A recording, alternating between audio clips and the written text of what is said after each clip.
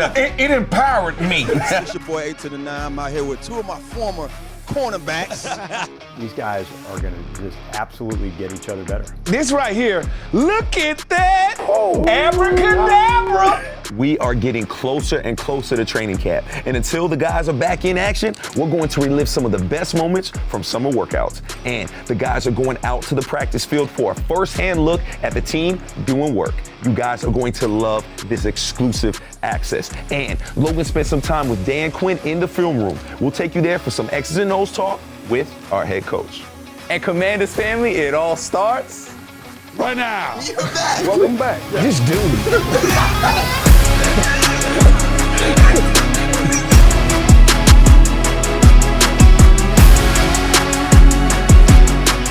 Commanders family, we had to show you this right out the gate. Check out the new gold pants the team will be sporting this season. Such a classic look for this franchise and something the fan base has been asking for.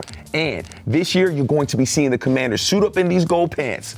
Can't wait. What's good, Commanders family? Brian Cooper Jr. here with Santana Moss, Fred Smoot, and Logan Paulson is back in the building. And just in time, Logan, y'all see, we got the gold pants. Fellas, how y'all feeling about the new swag for our Commanders? I don't know, Fred. Like, Fred, all he's been talking about is gold pants.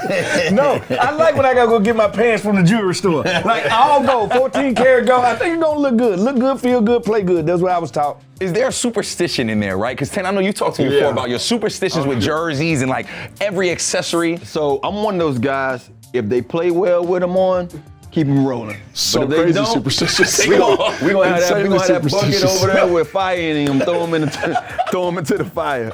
Logan, did you care at all about the color you're wearing? I don't care at all.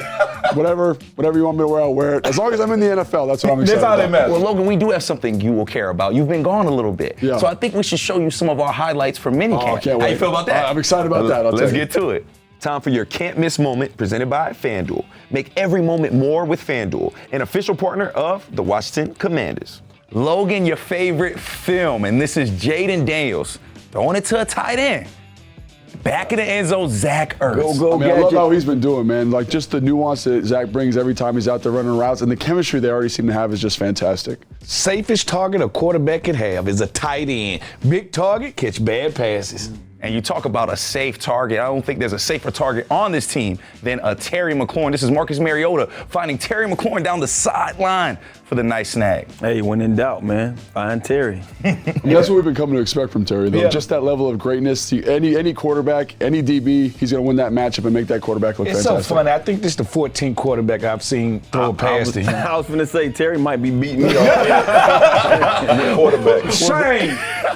That is good company to keep if you're in the company of Santana Moss. But you know what, Fred? Yeah. It's not just about the offense. It can't be. It's also about these defensive players. And Quan Martin went mini viral with this behind-the-back interception. Rich Look at that. homie Quan. Now this right here, look at that. Abracadabra. Look what I found. Look Holy at cow. this. Something Fred could have never No, did. I did it. I did it. You never did that. I did it. I got an interception with back, shoulder, and knees. Right? And guess what? Just for him. Did you run it back, too, or did you fall on the ground? I did run it back. I don't fall on the ground. But just for him to have that.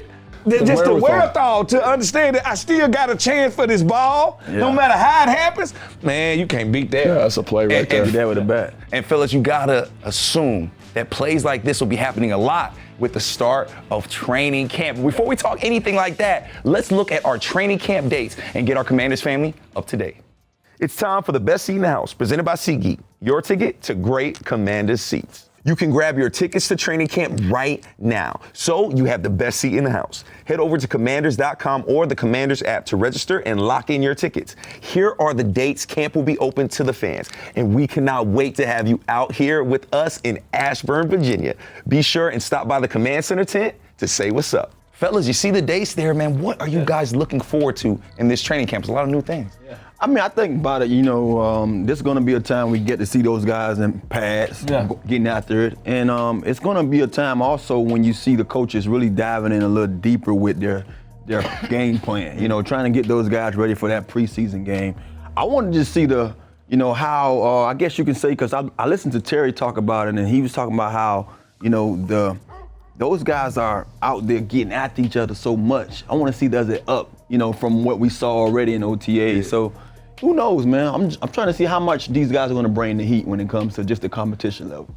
Oh, it's the beginning of something new. You know, we can say what time it is now, but we know when training camp starts, the next thing is games. Yeah. All right, so at the end of the day, the real time starts there. And I really do like how these coaches have set up for us to practice against Miami, practice against all these teams. They understand we're going to get more done inside of these practices than we are in the preseason game. So think about that real life bullies and real life competition that we're going to be going through at that time. So I think they're going to give everybody a true legit chance from the bottom of the guy roster to the top of the guy for them to make this roster. And I think it's no better way they can really look at and see who you are than them secret practices with other teams. Yeah, absolutely. And I think I couldn't agree with Tana more. Like, I want to see what they look like with pads on. We got all these young guys coming in. Like, they look great when in t-shirts and shorts. How they look when it's time to make those physical contacts, tackle in the run, take on blocks, all those types of things. And then roles, right? I want to see. Right now, everyone's kind of moving around, doing different stuff. Fluid. But how are they going to use Frankie Louva as a pass rusher? How's Jamin Davis going to be as a pass rusher? Yeah. Who's the left tackle? Who's going to play nickel? Who's going to be the dime linebacker? What's the safety rotation? All those questions get answered in training camp. And again, it's the joint practices, it's the competitiveness. Everything ramps up leading into preseason. I'm just thinking about it right now. And all you guys have mentioned that this is new players, new coaching staff, new ownership. So Logan, you've been a new guy coming into training camp. Yeah. What are you trying to prove in this portion? For me, I was an undrafted free agent, so I'm just trying to prove that I belong. Yeah. That I'm one of these guys that I deserve to be here with first-round picks, second-round picks, guys that the organization has invested time and money into. So that was my thing, is make sure I study the playbook, make sure I'm being physical, make sure I'm not making any mistakes, so that the coaches know they can trust me, and this is the time of year you can show that. It's a new coaching staff. Everybody has to do that. I don't care if you're first round, second round, third round. It's clean slate protocol. Everybody had to understand, to prove something to this coaching staff, everybody's starting from zero. So our first round quarterback, he had to prove that he's a starting quarterback. Luke McCaffrey want to start that he's a starting wide receiver. Terry want to cement himself as the number one. This is when these things are done right now, because they always say your first impression is your best impression. I had 4 different coaches while I was here in 10 years, and so I had to prove a lot. And it's not about, you saying that I solidified my spot because I'm a veteran. No, you have to show these guys, because it's all about what have you done for us lately. And you haven't done nothing for this staff yet. So you got to go out there with that mentality, and especially not even just for the coaching staff. You want to show those guys in your room, your teammates. This is why I'm here. This is why I've been able to make it so long. This is why I'm here with you right now today, because I've been this particular guy from day one. Yeah, and Fred, this one I'm just going to leave for you because you were a defender. Y'all talked about putting them pads on. Yes. What does that do for y'all? Especially on that defense. Nothing for him.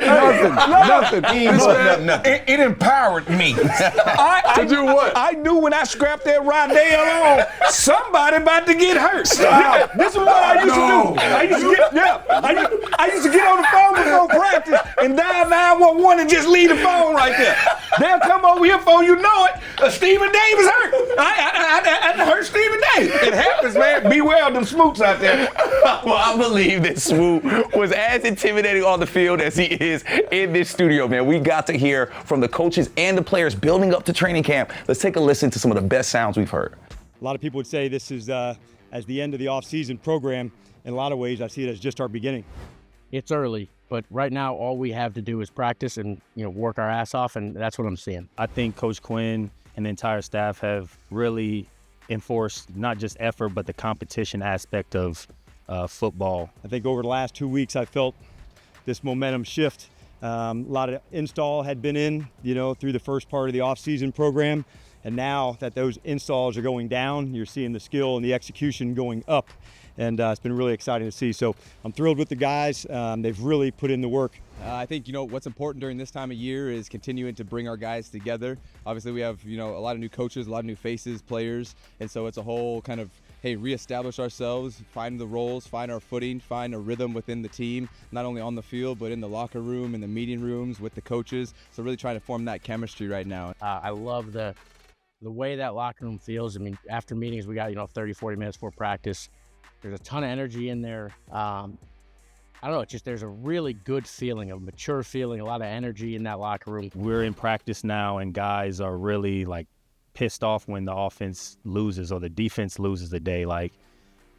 Coming from, I'm far removed from college, but it reminds me a lot of the college days where you're just getting after each other. You know what I mean? I don't think on the schedule it says Commanders play the Commanders, but that competitiveness makes each and everybody better. And you see it on the practice field. Guys are excited to be there. And OTA isn't the most fun part of the season. And he will attest to that. But guys are taking advantage of it. Really appreciating the time that we get to work with, this new group that AP and DQ put together. And I love how DQ's been attacking really all of our camaraderie stuff. Even like in team meetings, he'll call someone out, hey, where have you seen signs of the brotherhood coming together? And so just things like that, we're talking about it. We're talking about setting a standard, what that means, transactional things that are on the field that we can cash in on. Hey, we're showing it. This is a good example. This is bad. This has got to be better. This is what we want to do. And so when we bring in all of those aspects together, it really sets yourself up for success in the fall. Be the one who's winning that rep. You want to be the side of the ball is winning that practice. You want to win in the weight room. And it's a constant mentality that they're driving home to where you always have to be in competition mode. I think that's the game of life. You know what I mean? You're either getting better or you're getting worse. You obviously have still some work to do out here. What specifically are you kind of trying to still work through? Is the playbook or just the everything, playbook, timing up the drops with the concepts, just expanding my football knowledge to go out there so I can finish off mini camp strong, put in the work and get ready for training camp to come out here and help the team get better any way possible. Love the energy around this team right now. It's been fun getting to see the guys all together working out. The vibes have been great, and our guys have been getting a first-hand view of the action from the sidelines. Here's a look at some of the best action they saw with their field pass. Thanks, BC. This your boy 8 to the 9. I'm out here with two of my former cornerbacks, Bluefoot, Sean Springs himself, and the mouth of the South, Fred Smoot. We at practice, we're talking about quarterbacks in this period right here. Yeah. Right over to the left of us, we got Driscoll over here. We got Hartman. 20-something feet away or yards away, you have the young Jaden Daniels and you have Mariota. Yep. What are some of the things that these guys, and I'm talking to you guys because you're defensive backs, what are some of the things you guys are looking at when you're trying to study these quarterbacks and knowing that you got to get yourself ready for the season, but with your own guys? Yeah, well, it's amazing to see. Most people, they think they know how good NFL quarterbacks is until you see them throw on air. Yeah. The ball would not touch the ground. They throw on perfect go routes, slants, curls. All the routes are so accurate. So I love to see how these guys have touch and they feel. And I like to see early in practice with the quarterbacks how they feel that day, what type of swag they're coming out on the field with. Well, I also want to look at the arm release. I want to see how much effort does it take them to throw 35, 40-yard balls. Like the one thing about quarterbacks is their release, that wind up is how we break on balls. Where if you see Jaden, his is so fast and so effortless that he'll have a harder ball for you to break on. But we actually looking at the quarterback, look how comfortable he is dropping the ball in there. But we also watching these wide receivers and these tight ends to see who can get down the field fast. We was coming on the field. We had a little moment with Joe Theismann. We were talking about how much we talked about him last week. Another question for you, Fred. Yeah. And Bluefoot, you can chime in too on this. Do you gauge, saying when you're watching these guys on air, do you kind of gauge when you're in the game with those guys or going against them in the live period, like, okay, well, he can't throw past 40 or he only can throw the ball.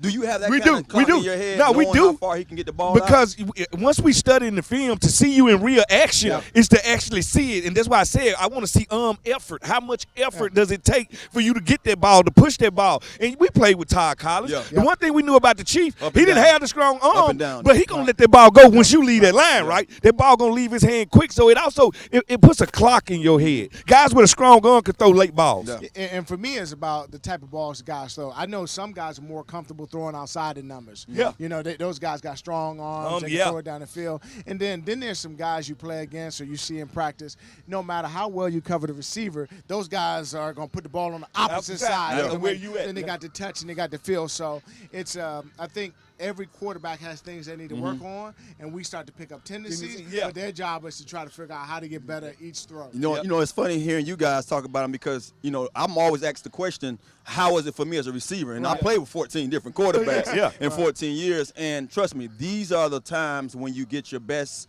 work with the guys.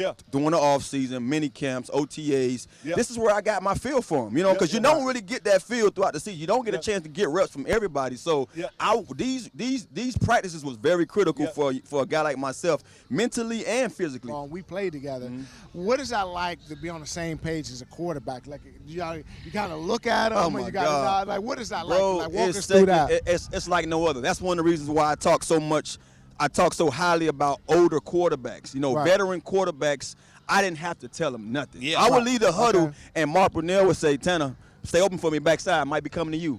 But he knew I'm going to be open. And when I looked, the ball's in the air already. He just letting me know that I'm coming to you first read. You know what I'm saying? Right. Those was the guys that just had the game down to a science and knew, man, this is guy here. He going to have one-on-one backside with the coverage that they showed us. I'm going to my man. And when you have the young guys, which I play with, so many of them, it was like one of those things, man. That's probably when I had my most stressful times. You can say, we had so much success with this guy or that guy. Yes, it was a successful year, but as a receiver, when you know that the best plays are the plays you didn't expect. You know what I mean? The plays that coach didn't line up and say, Tanner, you're getting the ball. You just did your job and someone found you. Them the plays that, you can't sit up there and count for, and you don't get a lot of them with young guys. Now we're watching the defensive backs.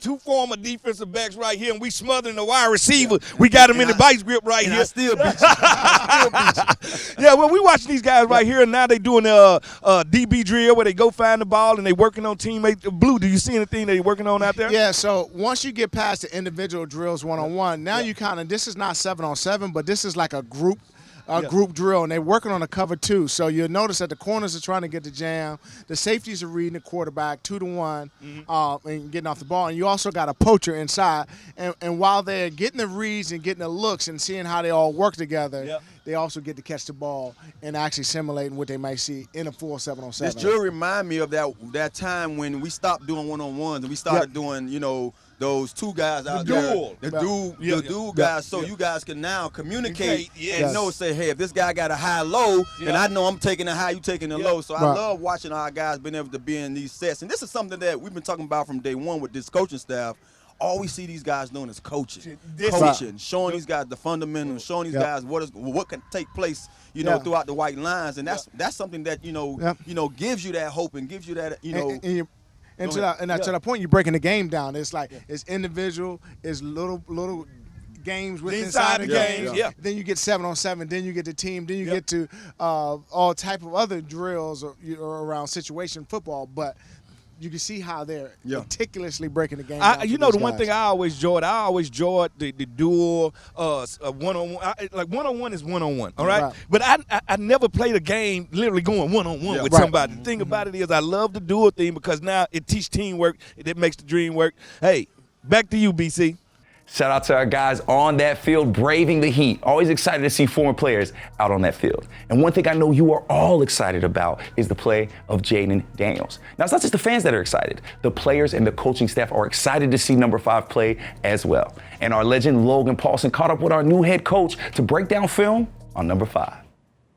Probably needs no introduction is our guy, Jaden Daniels. And everyone talks about him as a runner, right? But I see the stuff he does as a passer, his quick feet, his tight release, his understanding of defensive concept, and I say this could be special, right? Because I think you look here, right? He understands single eye safety. You always talk about the stripe. Look at him over here. Watch this safety relate, and he's manipulating. He's saying, I'm creating space here because I know where I want to go with the football, which is this backside post. And he's got the ability to reset the feet quickly, and then the release is so tight, get that ball out. To have a platform to throw off of him, and so much of the quarterback play is with your feet. Yes. And so this is a player that has worked extremely hard at this part of the game. And so when you combine Mike and Jaden together, these guys are going to just absolutely get each other better. Yeah. And I didn't even think about that, right? Oh my gosh, for them to got a good defensive player, young, that's awesome. So these next 4 years together, like these are elite competitors. Yes. And you think Mike's going to want to give up a catch? No chance. You think Jaden's going to want to get a pass broken up or an interception? No chance. This guy Mike Sanders still, and just when you turn on the tape, man, it just pops in a way where he's physical, he's tough, he's intelligent, and I think this first play kind of shows why, right? They're in this kind of man coverage here. He's locked up on number 11, who for UW was kind of their third down guy, and they give him a lot of action here, right? It looks like they're going to run a choice, but they're setting up a screen. We got offensive linemen out here, and I love when I see a guy who's a little bit undersized not be afraid to kind of get in there, mix it up, and makes a heck of a play on this football. Yes. And if you talk like from a pure competitive standpoint, he stands for everything we want to be about as a commander. The quickness, the urgency, the toughness. And what I do love about him and why we see him being inside as a nickel, because it's such a unique spot, you have to be quick enough to match up on players like this, on option routes and inside.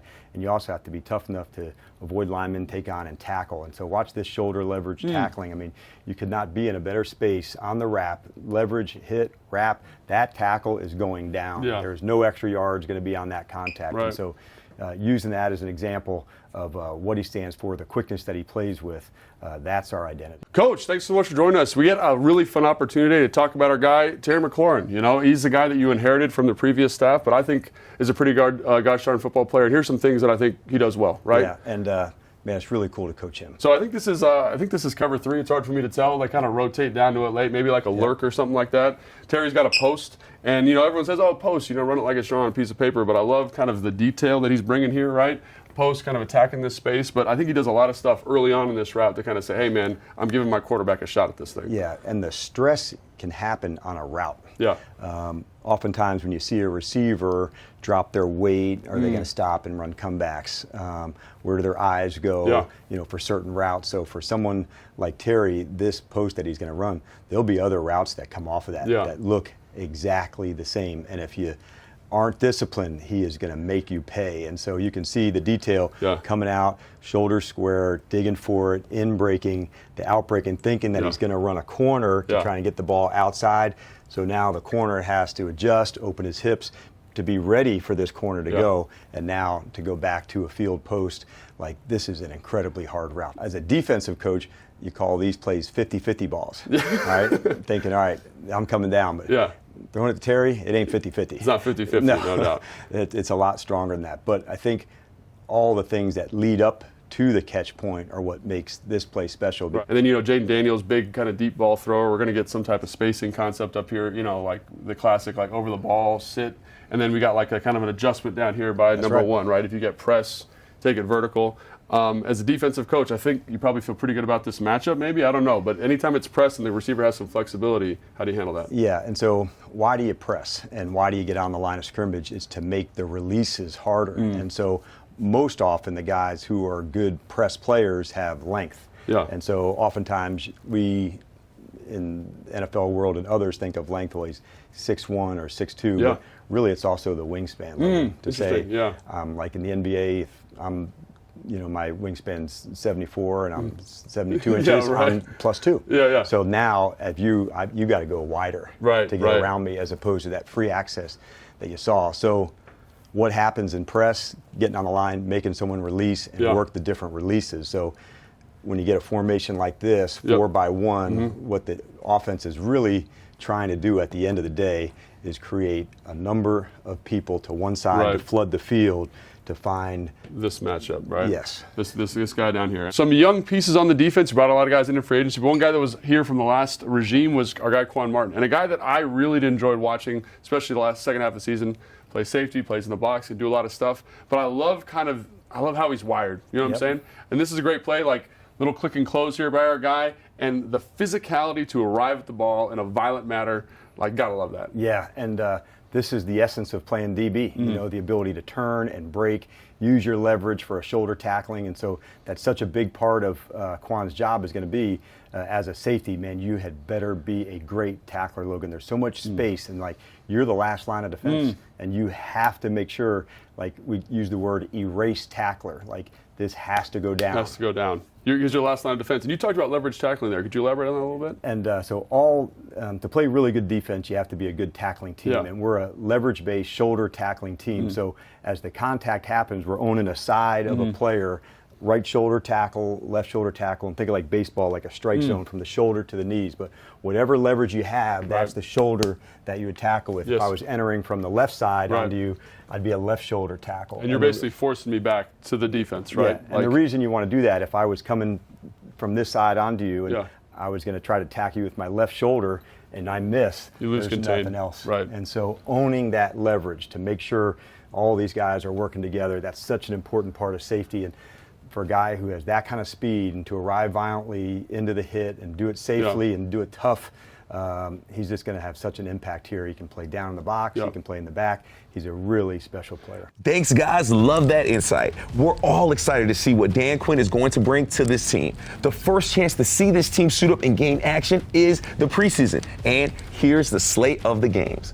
On the 10th of August at noon, we will be playing the New York Jets in Jersey on WUSA 9. Then the following weekend, the 17th at 7 p.m., we'll be out in South Beach. That's right, we'll be taking on the Miami Dolphins on WUSA 9. And then our last game of the preseason, the 25th at 8 p.m., we are on prime time at the crib versus the New England Patriots. That'll be on NBC. Commanders family, that is your preseason schedule. Stay tuned for that. And until next time, we'll see you on Command Center.